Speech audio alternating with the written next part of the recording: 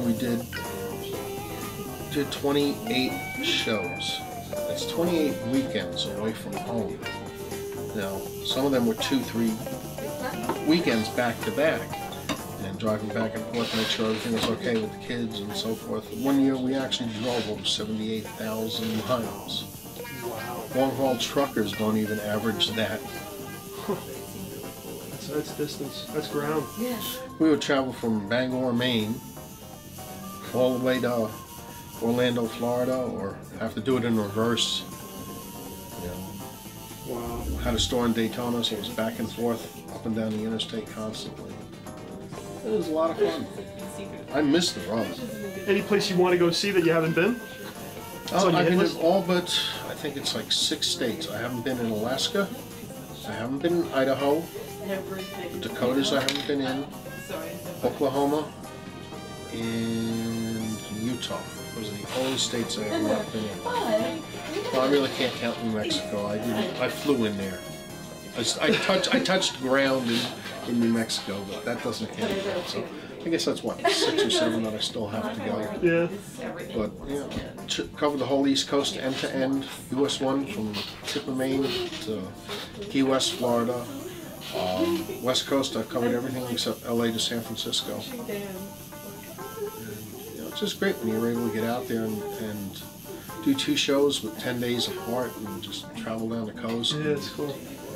Yeah, see all different sites. And yeah, but I'm assuming you probably still see a lot of fans, a lot of family, right? Like guys that you know. That's the way it used to be doing conventions. I mean, we looked at, they were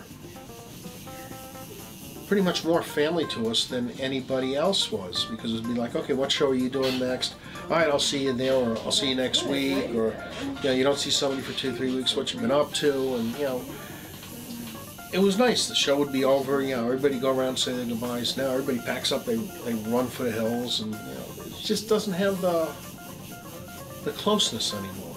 It's everybody's about the money. It's a lot of new faces too. No, new faces. That's all that there seems to ever be is new faces, and some of them are outstanding artists in their own right. That they've made some really big names. I watch a lot of these kids grow up in the industry, including Tara, and the work that they turn out is just so killer. I mean, I feel like a dinosaur compared to them, what they can do. But I'm one of the people who set the ground rules. That's cool. Somebody had to set them at one point.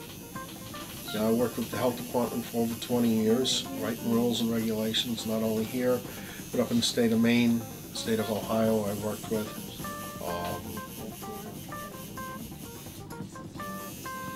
It's a pretty interesting trip. It's cool. Everybody says, well, how come you're not tattooed more? No time, man. You gotta have time to be able to sit down and get the work done. And if you're running back and forth on the road, you certainly don't want to be getting tattooed on the road. Hotel rooms are not clean. I had one tattoo that was done by an artist that is impeccably clean with everything he does. He strips everything down to bare bones, cleans it, and then sterilizes it. And I wound up getting an infection. The tattoo got infected from the bed linens in the hotel. They may change the sheets, but it doesn't mean that they're going to change that quilt on top. Yeah. And that's where it got infected from.